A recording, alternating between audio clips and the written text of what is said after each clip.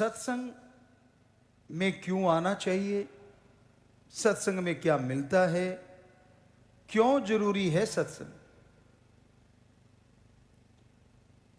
इंसान अपने अपने काम धंधे में मस्त है, दिन रात दुनियावी काम धंधों में मस्त रहने की वजह से आज के घोर कलयुग में इंसान का इंसानियत से भी विश्वास उठता जा रहा है।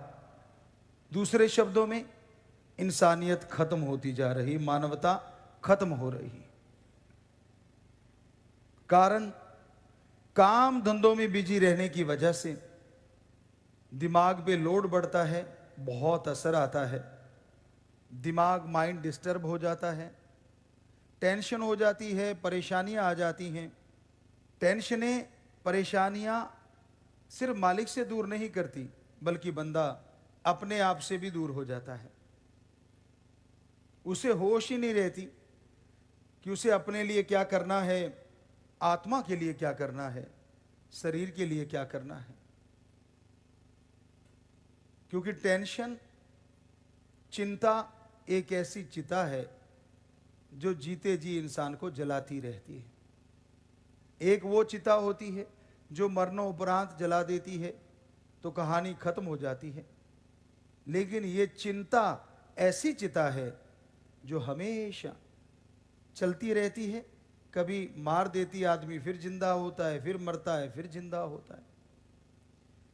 तो ये टेंशन की वजह से बहुत सारी बीमारियां भी शरीर में लग जाती हैं, और उन बीमारियों की वजह से फिर कुछ अच्छा नहीं लगता, चिड़चिड़ापन आ जाता है, दिलो दिमाग में हमेशा कहीं ना कहीं गुस्सा, दिलो दिमाग में बेचैनी छाई रहती है।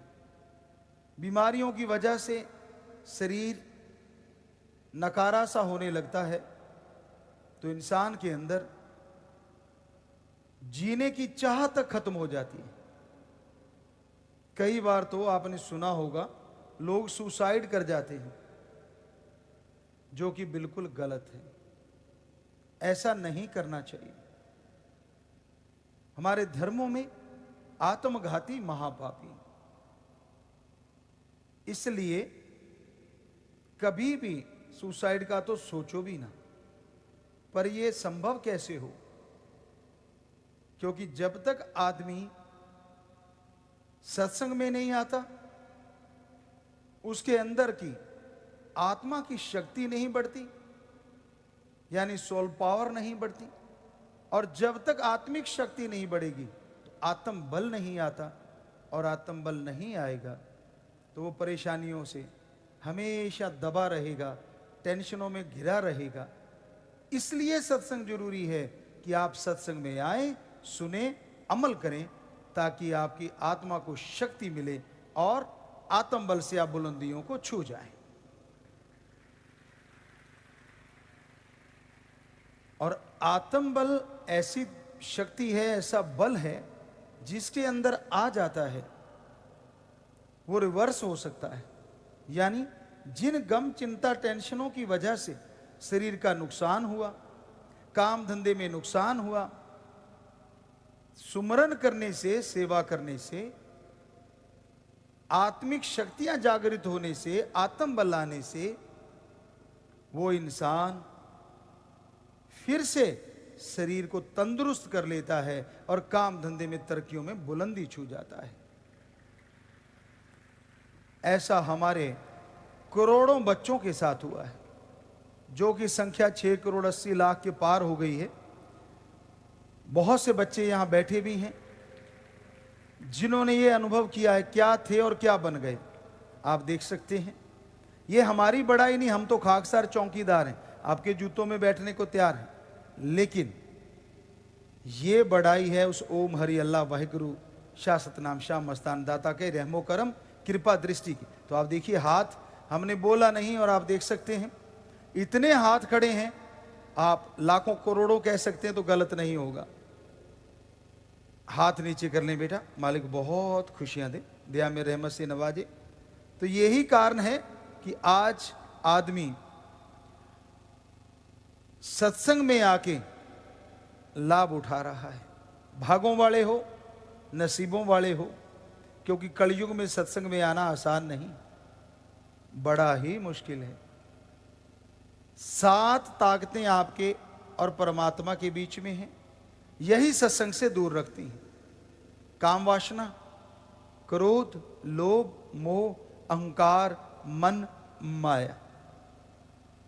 ये 7 शक्तियां ऐसी हैं, इन्हें चोर कहा जाता है क्योंकि आपके श्वासों को चुराती हैं। शक्ति कहा जाता है क्योंकि आपकी आत्मा को दबाते हैं। कोई काम वासना का कीड़ा है जो कि आज बढ़ते जा रहे हैं, बुरा ना मनाना, तो उसे कोई रिश्ता और नजर नहीं आता। सिर्फ स्त्री पुरुष नर मादे के रिश्ते में लोग सिमट के रह गए हैं। वहीं तक सोच, गंदी सोच। और आदमी की जैसी खुद की सोच होती है, सामने वाले को उसी तराजू से तोलेगा। वो कभी यकीन नहीं करता कि सामने वाला सही होगा, क्योंकि खुद में कमियां हैं, कहीं ना कहीं खुद का नजरिया गलत है।